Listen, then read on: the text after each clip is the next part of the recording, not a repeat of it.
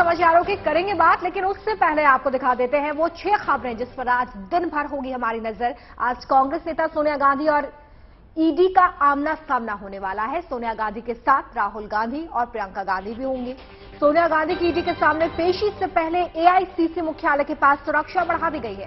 पूछताछ के विरोध में आज कांग्रेस ने देशव्यापी प्रदर्शन का फैसला किया है। तो वहीं दूसरी तरफ आज ममता बनर्जी शहीद दिवस मना रही हैं। कोलकाता से एक खबर, जहां पर हर साल 21 जुलाई को टीएमसी शहीद दिवस मनाती है। लाखों कार्यकर्ता इकट्ठा होने वाले हैं। सियासत का एक और सीन आज सूरत में भी बनने वाला है, जहां पर दिल्ली के मुख्यमंत्री अरविंद केजरीवाल पहुंचेंगे। माना यह जा रहा है कि आज गुजरात से केजरीवाल मुफ्त बिजली का सियासी वादा कर सकते हैं, क्योंकि साल के अंत में गुजरात में विधानसभा चुनाव होने हैं। इसके बाद आज की सबसे बड़ी खबर यह है कि देश को अपना नया राष्ट्रपति मिलने जा रहा है। आज नतीजों का दिन है। 11 बजे से पिक्चर क्लियर होना शुरू होगी। शाम तक ये पता चल जाएगा कि कौन होगा देश का अगला राष्ट्रपति। हालांकि इस चुनाव में एनडीए उम्मीदवार द्रौपदी मुर्मू की जीत लगभग तय मानी जा रही है। वहीं हर भारतीय की नजर आज इंग्लैंड पर भी है, जहां पर नए पीएम को चुने जाने की कवायद शुरू हो चुकी है। रेस में भारतीय मूल के ऋषि सुनक सबसे आगे नजर आ रही हैं। तो कुल मिलाकर देखिए, आज अगले राष्ट्रपति को लेकर तस्वीर साफ हो जाएगी। राष्ट्रपति चुनाव के बाद आज सुबह 11 बजे से मतों की मतगणना जो है शुरू हो जाएगी और शाम तक नतीजों का ऐलान हो जाएगा। फिलहाल तो द्रौपदी मुर्मू की जीत लगभग तय मानी जा रही है और यही वजह है कि उनकी जीत के जश्न की तैयारी भी अब जोरों शोरों से चल रही है। जश्न की सबसे भव्य तैयारी द्रौपदी मुर्मू के गांव में चल रही है। लड्डू बनाए जा रहे हैं और जीत के ऐलान पर आदिवासी डांस का प्लान भी कर रहे हैं। ये 3 तस्वीरें आपके टेलीविजन स्क्रीन पर, और ये तस्वीरें बता रही हैं कि आज शाम नए महामहिम के ऐलान के साथ ही जश्न का माहौल कैसा होने वाला है, इसके जरिए समझा जा सकता है।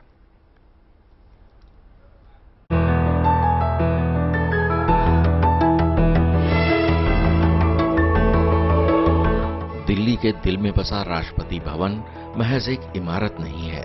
ये गवाह है हिंदुस्तान की आजादी का और भारत के गणतंत्र का। ये गवाह है भारत के गौरवमयी इतिहास का। वॉइसरॉय के महल के तौर पर बनी ये इमारत कभी ब्रिटिश साम्राज्य का प्रतीक थी, लेकिन आज ये महामहिम का महल है, यानी भारत के राष्ट्रपति का भवन। और इस राष्ट्रपति भवन में अगले 5 साल के लिए किसका गृह प्रवेश होगा, ये आज तय हो जाएगा। 18 जुलाई को हुए राष्ट्रपति चुनाव में पड़े मतों की गिनती की जाएगी और शाम तक नतीजे आने की उम्मीद है। मतगणना की सारी तैयारियां पूरी कर ली गई हैं। संसद भवन में मतों की गिनती की जाएगी। मतगणना कमरा नंबर 63 में होगी। इसी कमरे में मतदान भी हुआ था। राष्ट्रपति पद के लिए हुए चुनाव की मतगणना सुबह 11 बजे से शुरू होगी। सूत्रों से मिली जानकारी के मुताबिक सबसे पहले संसद भवन में डाले गए कुल 730 मतों की गिनती की जाएगी। इन मतों की गिनती के बाद राज्यों में पड़े मतों की गिनती शुरू होगी। इसके लिए अंग्रेजी वर्णमाला के क्रमानुसार यानी अल्फाबेटिकली 10 राज्यों की मतपेटियां बारी बारी से निकाली जाएंगी। पहले 10 राज्यों में आंध्र प्रदेश, असम, बिहार, गुजरात, हरियाणा, छत्तीसगढ़ और झारखंड जैसे राज्य शामिल होंगे। इस चुनाव में एनडीए की तरफ से द्रौपदी मुर्मू और विपक्ष की ओर से यशवंत सिन्हा मैदान में है, लेकिन जीत द्रौपदी मुर्मू की तय मानी जा रही है। अगर वो जीत हासिल करती हैं, तो देश की पहली आदिवासी महिला राष्ट्रपति बन जाएंगी। उधर नतीजे घोषित होने से पहले ओडिशा में द्रौपदी मुर्मू के गांव में जश्न की तैयारियां शुरू हो गई हैं। तस्वीरें आप खुद देखिए। जीत की खुशी में लोगों में बांटने और मुंह मीठा कराने के लिए लड्डू बनाए जा रहे हैं। पूरे गांव में या फिर यूं कह लीजिए पूरे जिले में उत्सव का माहौल है। देश के इतिहास से पहली बार एक आदिवासी महिला राष्ट्रपति बनने जा रही है, तो इस खुशी में सारे यहाँ इतना उत्सव का माहौल है। तो उनका घर जो ऊपर बड़ा है, वहाँ का जो घर जहाँ उसको अपना घर स्कूल के लिए डोमिनेट किए, वहाँ डोनेट कर दिया है, वहाँ है, यहाँ का अपना घर है। टोटल रायपुर सिटी में तो उत्सव का माहौल है। यहाँ सारे लोग इतने खुश हैं, तो यहाँ की तरफ से, यहाँ का पार्टी की तरफ से, बाकी से लोगों की तरफ से यहाँ मिठाई बन रही है। 20,000 लड्डू बन रहे हैं। फायरवर्क्स होगा, ट्राइबल डांस होगा, यहाँ का विजय जुलूस निकलेगा। यहाँ से लोग प्रोसेशन में जाएंगे, उत्सव मनाएंगे। ये उत्सव, ये खुशी और जश्न की तैयारी हो भी क्यों ना, एक बेहद पिछड़े इलाके को द्रौपदी मुर्मू ने अपने संकल्प और अपनी जिद के दम पर बदल कर रख दिया। ऊपर बेड़ा में 300 घर हैं और यहाँ लगभग 6000 लोग रहते हैं। गांव में खुशी का माहौल है, युवाओं में अलग जोश नजर आ रहा है। आज मतगणना के नतीजे आने के बाद बड़े पैमाने पर जश्न और खुशियां मनाने की तैयारी है। Bureau report, good news today. चलिए, तो हिंदुस्तान को तो नया राष्ट्रपति मिलने वाला है, लेकिन ब्रिटेन के चुनावों पर भी देश की निगाह है, क्योंकि यहां प्रधानमंत्री के लिए हो रहे चुनाव में ऋषि सुनक को लेकर काफी उत्सुकता है, जो बस आखिरी पायदान पर खड़े हुए हैं। जिसके बाद वो प्रधानमंत्री बनेंगे या नहीं, ये तस्वीर साफ हो जाएगी।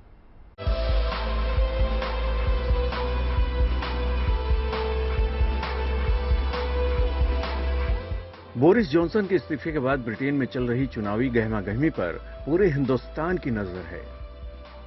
जितनी उत्सुकता ब्रिटेन के लोगों को अपने होने वाले पीएम को लेकर है, उससे ज्यादा शायद भारतीयों को है। इसकी वजह ये चेहरा है। ऋषि सुनक ब्रिटेन के अगले प्राइम मिनिस्टर हो सकते हैं। यह खबर हर भारतीय के लिए किसी गुड न्यूज की तरह है। हो भी क्यों ना, आखिरकार जिन अंग्रेजों ने कभी देश को गुलाम बनाकर रखा, आज उसी देश से जुड़ा एक शख्स उस 10 डाउनिंग स्ट्रीट तक पहुंचने की तरफ है, जो दुनिया की राजनीति का एक अहम केंद्र है। ऋषि सुनक ब्रिटेन के प्रधानमंत्री की कुर्सी के एक कदम और करीब पहुंच गए हैं। ऋषि सुनक ने ब्रिटेन का प्रधानमंत्री बनने के लिए जादुई आंकड़े को पार कर लिया है। उन्होंने कंजर्वेटिव पार्टी के नेता के चुनाव के लिए आयोजित 5वें दौर की वोटिंग में धमाकेदार जीत दर्ज की।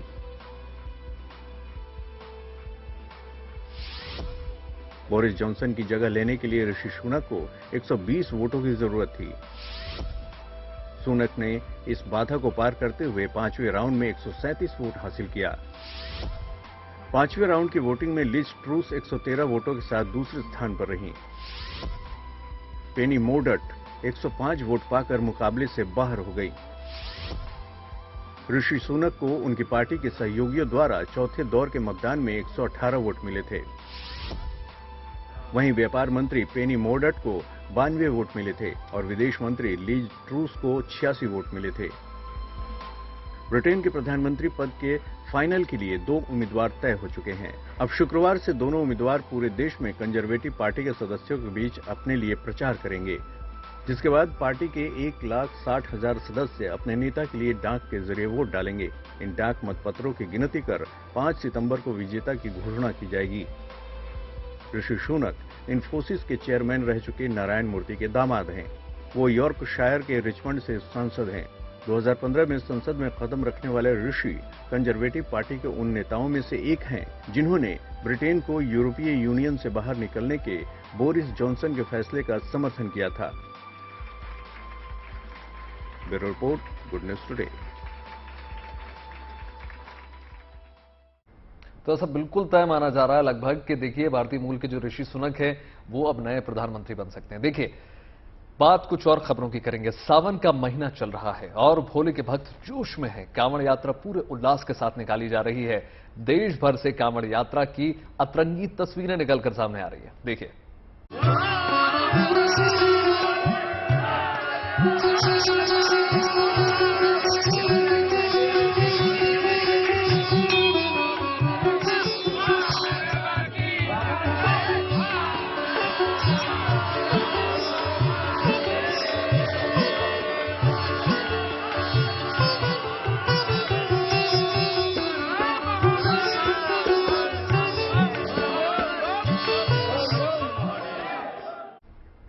तो देखिए, मंदिरों से सड़कों तक भोले की भक्ति का रंग चढ़ा हुआ है। कांवड़िए जोश के साथ बाबा की कठिन तपस्या में लीन हैं। राज्यों की पुलिस न केवल कांवड़ यात्रा को सुचारू बनाने में लगी हुई है, बल्कि भोले के भक्तों के खाने पीने का प्रबंध भी हो रहा है। आप भी देखिए सहारनपुर पुलिस की ये शानदार पहल।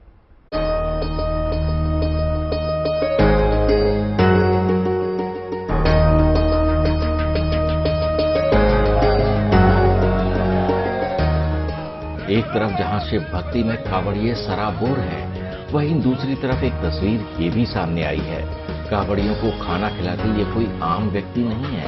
सुरक्षा के साथ कांवड़ियों की सेवा करने वाले ये सहारनपुर के डीआईजी सुधीर कुमार सिंह हैं, जिनके साथ और भी आला अधिकारी नजर आ रहे हैं।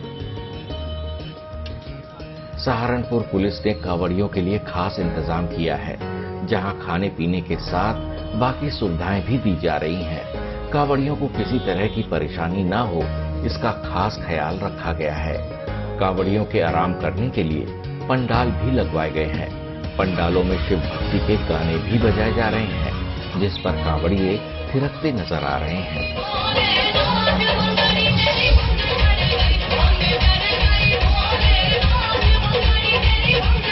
सहारनपुर में काफी संख्या में हिमाचल प्रदेश, हरियाणा और दूसरे राज्यों से कांवड़िए पहुंचते हैं।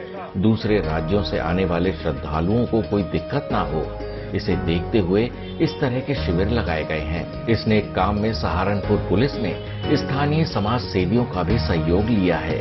काफी संख्या में आम लोग भी कांवड़ियों की सेवा में तत्पर दिखे। सहारनपुर पुलिस की इस पहल पर डीआईजी सुधीर कुमार सिंह का कहना है कि पुलिस ने कांवड़ियों की सेवा करके एक नई शुरुआत की है। इसकी तारीफ होनी चाहिए। इस तरह के कामों से ही लोगों का पुलिस पर भरोसा बढ़ता है। जितने भी हमारे कांवड़ियां हैं, शिव भक्त हैं, सबको सुरक्षा मुहैया करा रही है।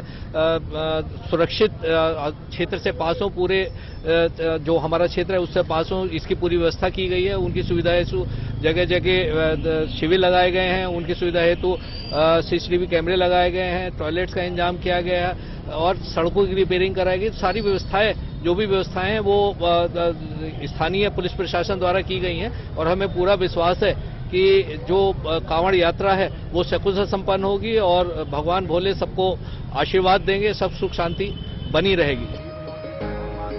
कांवड़ियों को खाना खिलाने पहुंचे डीआईजी सुधीर कुमार सिंह ने शिविर में पूजा अर्चना भी की।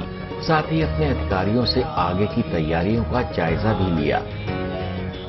बीते 2 सालों से कोरोना के कारण कांवड़ यात्रा पर पाबंदी थी, लेकिन अब कोरोना की बंदिशें लगभग खत्म हो गई हैं। ऐसे में काफी संख्या में श्रद्धालु हरिद्वार गंगा जल भरने पहुंच रहे हैं और इस तरह के सेवा भाव से दूर दराज से आने वाले कांवड़ियों के चेहरों पर मुस्कान नजर आ रही है। Anil Kumar Bhardwaj, Saharanpur, good news today. देखिए, सावन का जो महीना है वो शिव की आराधना का महीना कहा जाता है और इस महीने में कांवड़ यात्रा के भी अलग अलग रंग हमको दिखाई देते हैं। कांवड़ यात्रा से जुड़ा ऐसा ही एक अनूठा रंग उत्तर प्रदेश के मेरठ में देखने को मिल रहा है। यहां एक ऐसी कांवड़ यात्रा की तैयारी की गई है जो चर्चा का विषय इस वक्त बनी हुई है।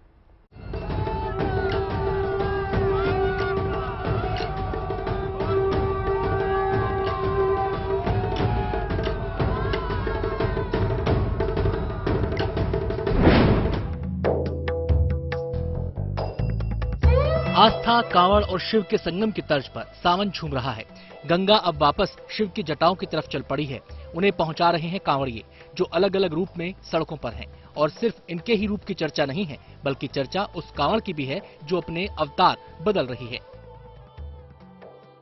यकीन ना हो तो मेरठ में मशक्कत करने वाले गौरव और उनके साथियों को देख लीजिए। उन्होंने 10 दिन के भीतर कांवड़ का वो अवतार तैयार किया है जो प्रदेश का सियासी फायर ब्रांड माना जाता है, बुलडोजर, जिसने यूपी सरकार और मुख्यमंत्री योगी की पहचान बदल कर रख दी है।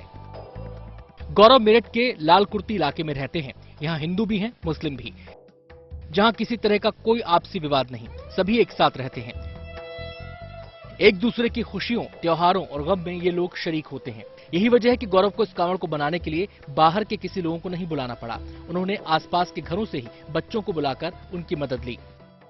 आजकल योगी बाबा का बुलडोजर सब जगह चल रहा है, यही सोच के हमने कांवड़ बना। 10 दिन लग गए हैं और सारे पढ़ने वाले बच्चे हैं जो लगे हुए हैं। इस कांवड़ के खूबियों में इसके पीले पंजे शुमार हैं। जिस तरह कोई भी बुलडोजर अपने एक्शन और अंदाज की वजह से कीमती है, उसी तरह इस बुलडोजर के सांचे में ढले कांवड़ की कीमत भी अच्छी खासी है।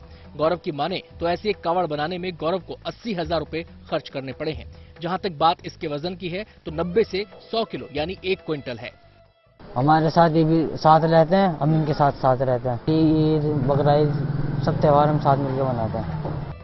यूपी में बुलडोजर ने एक अलग पहचान बनाई है। चुनावों से पहले बाबा और बुलडोजर का क्रेज भी दिखा। दिलचस्प बात यह है कि ये क्रेज थमने की बजाय नई नई निशानियां छोड़ता जा रहा है।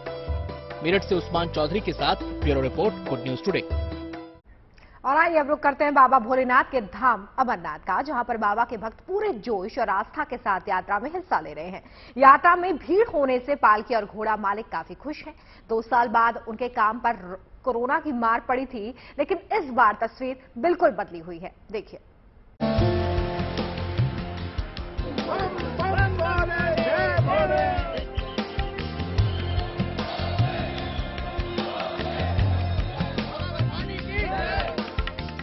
मुश्किल हालात, कठिन चढ़ाई, फिर भी श्रद्धालुओं के उत्साह में कोई कमी नहीं। चाहे रात हो या दिन, सुबह हो या शाम, बाबा बर्फानी की एक झलक पाने के लिए देश के कोने कोने से लोग अमरनाथ धाम पहुंच रहे हैं। अमरनाथ यात्रा के दोनों ही रूट पर भक्तों का तांता लगा है, लेकिन जिन लोगों को पवित्र गुफा तक पहुंचने में थोड़ी सी परेशानी होती है, उन्हें बाबा के दरबार तक पहुंचाने के लिए पालकी और घोड़े वाले मौजूद हैं। इतनी बड़ी संख्या में लोगों के अमरनाथ यात्रा पर आने से ये बेहद खुश हैं, क्योंकि इस बार इन लोगों का कारोबार खूब अच्छा चल निकला है। इस साल यात्रा आए तो बहुत खुश है हम, बहुत अच्छा है। रास्ते में कोई दिक्कत ना आए, इसीलिए रास्ते में भी आराम से लेते, आराम से लाते, यही हम करते उनके लिए। कोरोना की वजह से बीते 2 सालों से अमरनाथ यात्रा नहीं हुई थी, जिस वजह से पालकी और खच्चर वालों के साथ घाटी के छोटे दुकानदारों का कारोबार भी पटरी से उतर गया था।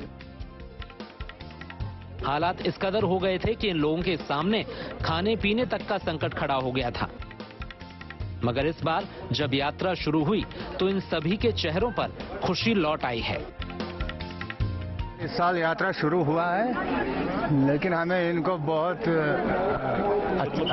खिदमत करते हैं और इसके बहुत सेवा करते थे, लेकिन ये बहुत खुशी की बात है कि इस साल यात्रा शुरू हुआ। मौसम के बिगड़े मिजाज ने कई बार यात्रा में खलल डाला, जिसकी वजह से कई बार यात्रा रोकनी पड़ी। मगर श्रद्धालुओं के साथ पालकी, घोड़े और खच्चर वालों के उत्साह में कोई कमी नहीं आई। हालात कैसे भी रहे हों, इन लोगों ने श्रद्धालुओं की आवभगत में कोई कोर कसर नहीं छोड़ी। यही वजह है कि इनकी तारीफ करने से श्रद्धालु भी खुद को रोक नहीं पा रहे। घोड़े वालों ने और पालकी वालों ने तो बिल्कुल संभाल के रखा है, समझ लीजिए गोदी में बिठा के पहुंचा देते हैं बाबा तक। तो उनकी तो बहुत मेहरबानी है कि वो लोग यहाँ पे काम कर रहे हैं इस तरह से, हर आदमी को इतनी सुविधा दे रहे हैं कि उसे जरा भी मुश्किल नहीं होगी। घोड़े वाले, पालकी वाले सब लोग बहुत सहयोग कर रहे हैं और बाबा की कृपा है कि घोड़े वाले और पालकी वालों को भी उनसे बाबा की कृपा से उनको रोजगार मिलता है, उनकी रोजी रोटी चलती है, परिवार चलता है। सब एक दूसरे से जुड़े हुए, एक दूसरे का सहयोग कर रहे हैं। 30 जून से शुरू हुई अमरनाथ यात्रा का समापन 12 अगस्त को होगा और अब तक करीब 2 लाख श्रद्धालु बाबा के दर्शन कर चुके हैं। Bureau report, good news today. और अब बात मौसम के मिजाज की कर लेते हैं, जिसे लेकर देश के कई इलाकों में बारिश का अलर्ट अब जारी कर दिया गया है। उत्तराखंड को लेकर भी रेड अलर्ट जारी कर दिया गया है, जिसके बाद से यहां सतर्कता और ज्यादा बढ़ा दी गई है। साथ ही हिमाचल प्रदेश में भी भारी बारिश की आशंका लगातार जताई जा रही है। इसके बाद बिहार, उत्तर प्रदेश और गुजरात में भी जमकर बारिश हो सकती है।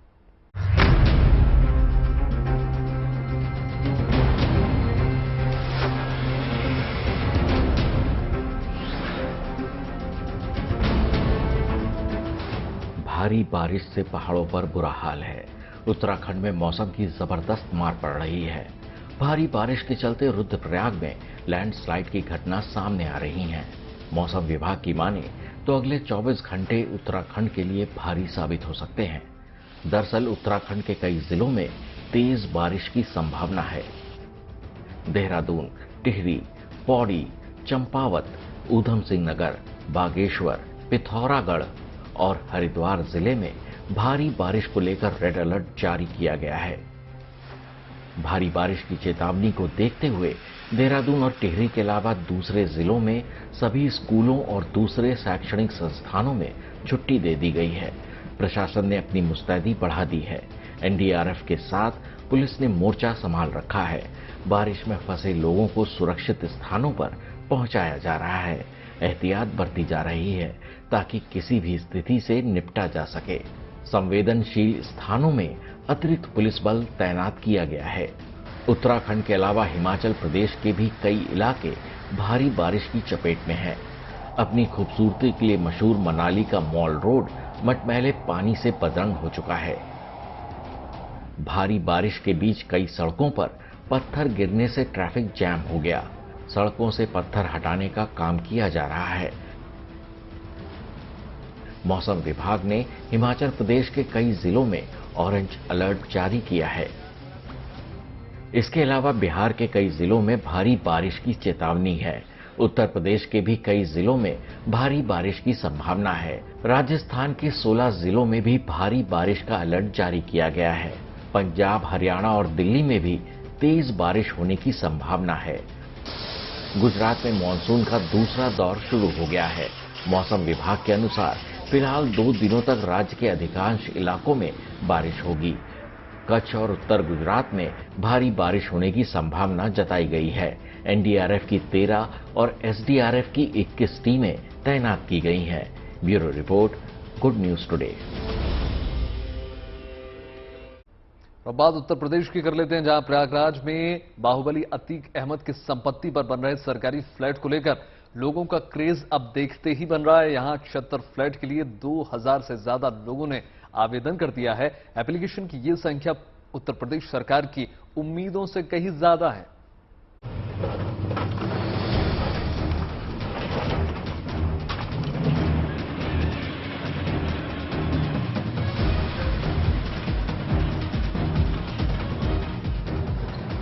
यूपी में अपराध की काली कमाई से अरबों खरबों की जमीन कब्जाने वाले अपराधियों की हनक सीएम योगी के बुलडोजर ने हवा कर दी।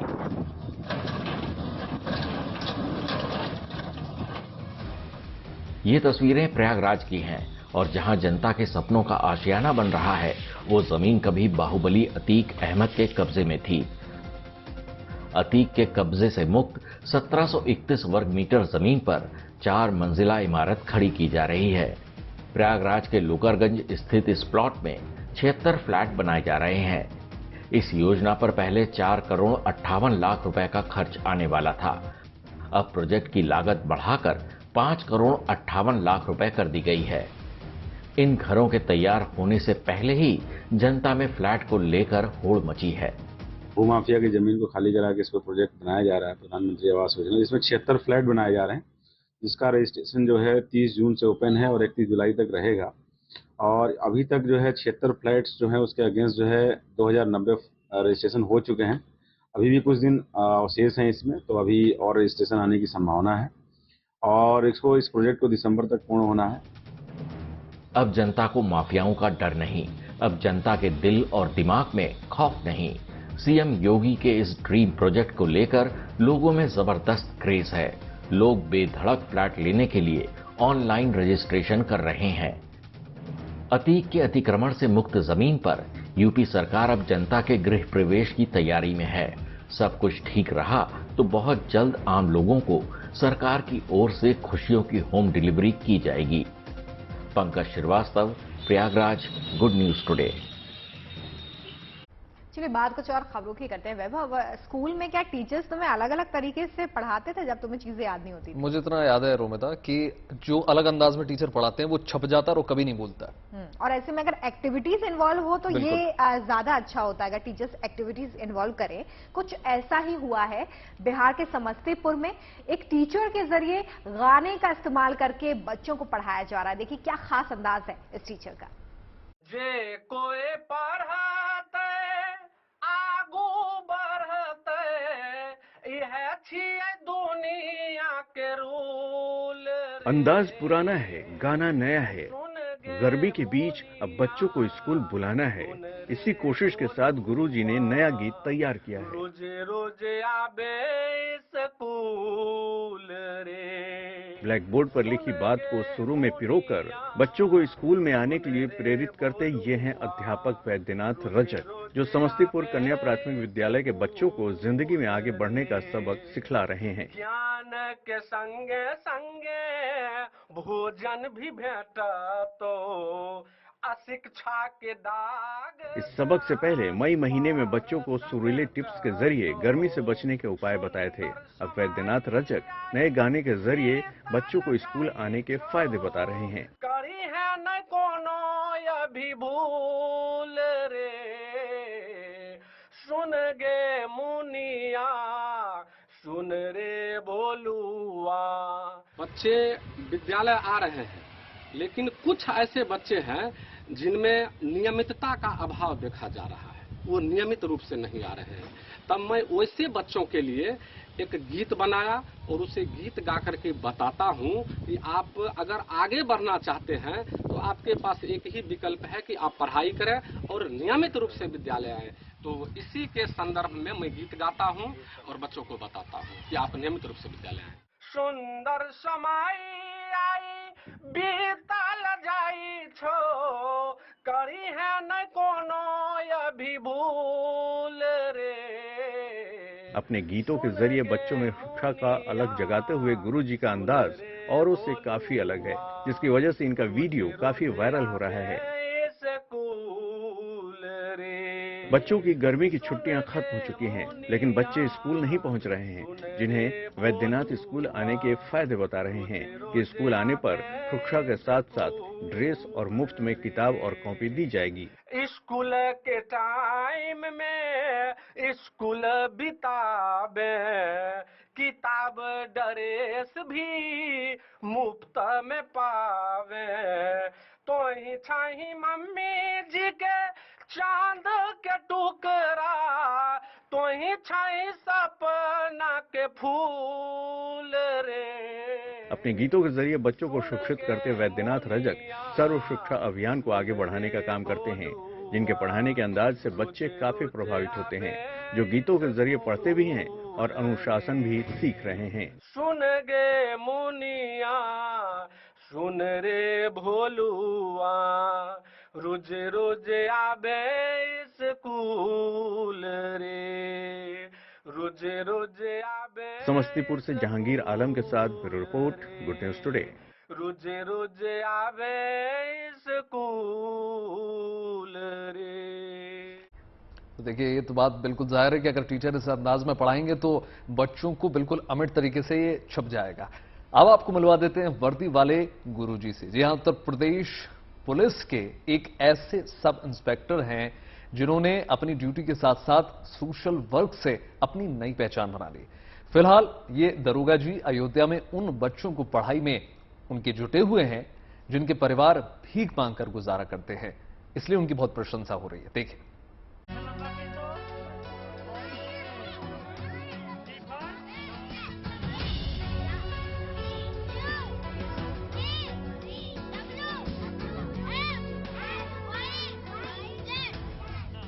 रणजीत यादव यूपी पुलिस के दूसरे पुलिस वालों की तरह ही है, लेकिन ड्यूटी निभाने को लेकर नजरिया जुदा है। शायद यही कि समाज से अपराध खत्म करने का तरीका सिर्फ अपराधियों पर काबू पाकर ही नहीं, बल्कि शिक्षा देकर भी किया जा सकता है। यही वजह है कि वो अपना स्कूल चलाते हैं। अपना स्कूल का मतलब एक किस्मत का चलता फिरता स्कूल, जिसमें उन्हें सिर्फ ब्लैक बोर्ड की जरूरत होती है। एक पेड़ के नीचे बच्चे जमा होते हैं और वर्दी में पहुंचे रणजीत यादव उन्हें पढ़ाना शुरू कर देते हैं। फिलहाल रणजीत का ये स्कूल अयोध्या में खुर्जा कुंड गांव की मलिन बस्ती में चल रहा है, जहां बच्चे अपनी जिंदगी का सलीका सीख रहे हैं। इस स्कूल के ज्यादातर वो बच्चे हैं जिन्हें या तो मजबूर समझा जाता है या फिर भिखारी, और कुछ नहीं तो नफरत की निगाह से देखा जाता है। आमतौर पर बच्चे पुलिस से डरते हैं, लेकिन यहाँ के बच्चे वर्दी वाले गुरुजी से डरते नहीं हैं, बल्कि उन्हें पढ़ने में मजा आता है। रणजीत BHU में दर्शन शास्त्र से MA कर चुके हैं, लिहाजा जिंदगी का दर्शन साफ है। सिर्फ अपने और परिवार के लिए सब कुछ नहीं करो, कुछ समाज के लिए भी होना या करना चाहिए। लिहाजा कभी पेड़ लगा लेते हैं, कभी गरीबों की मदद कर देते हैं, नशा मुक्ति राह दिखाते हैं, तो कभी ऐसे बच्चों को पढ़ाते नजर आते हैं। यहाँ पढ़ने वाले बच्चों के माँ बाप ने किताबों का मुंह कभी नहीं देखा, लेकिन इस स्कूल में पढ़ने के बाद बच्चों को भी इसकी कीमत समझ आ रही है। दूसरे लोगों से पूछा तो पता लगा कि ये लोग खजला कुंड के पास रहते हैं, इनका पूरा परिवार है। इस तरह से ये लोग इसी कार्य में भिक्षावृत्ति में जुड़े हुए हैं। फिर मैं यहाँ पे एक दिन पहुँचा मोटरसाइकिल से अपने, और इनके गार्जियंस को जुटाया कि आप लोग क्या अपने बच्चों को पढ़ाना चाहते हैं। तो उसमें से कुछ गार्जियन थे जो अपने बच्चों को पढ़ाना चाहते थे, और मैंने उनको पढ़ा कि मैं अगर आपको कल से पढ़ाना शुरू करूँ तो कैसा लगेगा। वो लोग बोले कि बहुत अच्छा रहेगा सर, हमारे बच्चे अगर पढ़ लेंगे तो अच्छा रहेगा। तो फिर अगले दिन से मैंने रबर, कापी, कलम, पेंसिल और सब चीज़, ब्लैक बोर्ड इत्यादि सब खरीद करके ला करके पेड़ में टांग करके अपना स्कूल की शुरुआत किया और इन बच्चों को पढ़ाने की शुरुआत किया। फर्ज की राह में कुछ अलग करने की चाह ने रणजीत की नई पहचान बना दी है। अब वो सुपर कॉप हैं, जिसके सोशल मीडिया पर पेजेस हैं, जहां उनके हजारों फॉलोअर्स हैं। रणजीत आकाशवाणी, दूरदर्शन के साथ कई कार्यक्रम में होस्टिंग की जिम्मेदारी भी निभाते हैं। अब उन्हें कई पुरस्कार और सम्मान भी हासिल हो चुके हैं।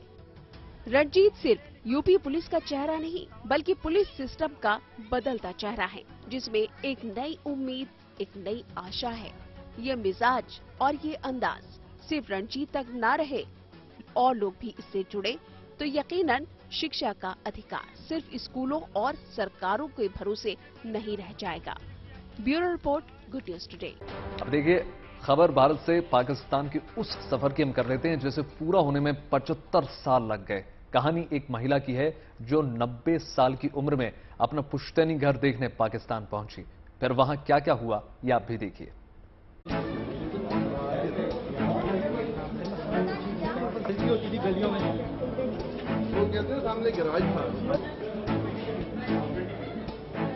ये जो बारा यहाँ आना ना दोबारा, ये गलियाँ ये जो बारा यहाँ आना है दोबारा।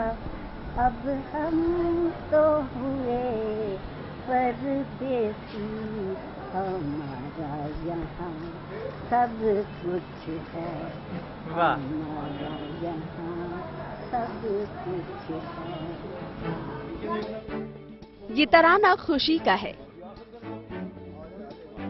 90 साल की रीना वर्मा की जुबान से निकले ये लफ्ज दरअसल इस बुजुर्ग के दिल की वो आवाज है जो बरसों से दिल में कहीं दबी हुई थी।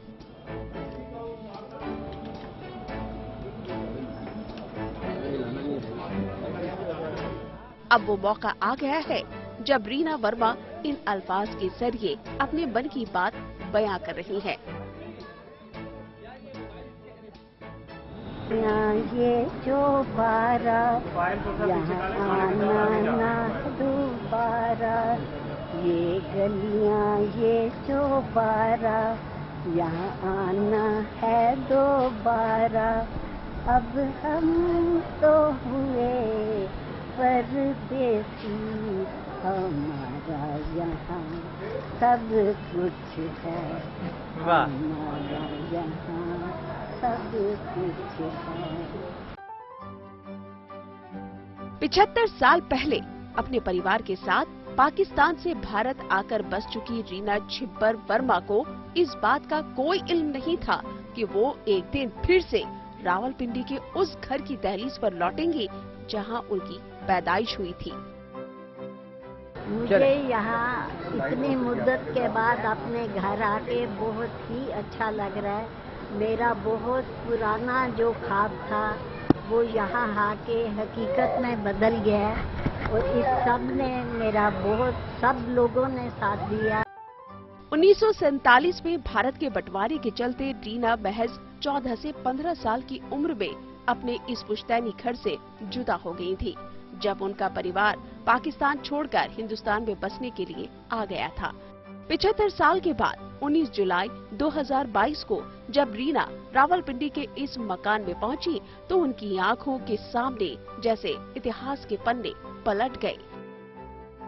मिक्स्ड फीलिंग्स थी जब आई हूँ, अभी भी हैं मिक्स्ड फीलिंग्स भी हैं, क्योंकि मैं अपनी सारी फैमिली को बहुत ही ज्यादा मिस करती हूँ। हम लोग 8 लोग थे, मेरे पेरेंट्स और 6 बहन भाई। उन सब में से मैं सिर्फ एक अकेली रह गई हूँ, तो इसलिए मैंने अपनी फैमिली को बहुत मिस किया। मेरे फादर जो है, उन्होंने इतनी मेहनत से ये घर बनाया था। रीना वर्मा अपने परिवार में अकेली शख्सियत हैं, जिनको बंटवारे के बाद आखिरकार यहाँ आने और रावलपिंडी की इन गलियों से गुजरने का मौका मिला। इन्हें इस घर की उन दरो दीवार को देखने और यहाँ बसी यादों को महसूस करने का मौका मिला, जहाँ इनका बचपन गुजरा था। जिस प्यार और गर्मजोशी से यहाँ के लोगों ने फूल बरसाकर रीना का स्वागत किया, वो इन्हें गुजरे जमाने की याद दिलाती है। भले ही बीते 75 साल में रावलपिंडी की इस मोहल्ले में बहुत कुछ बदल चुका है, लेकिन यहाँ अभी भी वो पुरानी यादें जिंदा हैं, जो हिंदुस्तान और पाकिस्तान की सरहदी फर्क और सियासी फासले से कतई इत्तेफाक नहीं रखती। रावलपिंडी के DAV कॉलेज रोड पर इस घर का नाम रीना वर्मा के पिता के नाम पर प्रेम निवास 1935 में रखा गया था। ये घर प्रेम गली में है। गली का नाम भी उनके पिता के नाम पर ही है। फिलहाल पुणे में रहने वाली रीना वर्मा को सोशल मीडिया की मदद से रावलपिंडी में अपने इस घर का पता ठिकाना मिला। इससे पहले 2 बार उन्होंने यहाँ आने की कोशिश की थी, जो परवान नहीं चढ़ सकी। आखिरकार इस बार इनकी ये दिली ख्वाहिश पूरी हो गई। वो सपना पूरा हुआ जिसके साकार होने का इंतजार ये 75 साल से कर रही थी।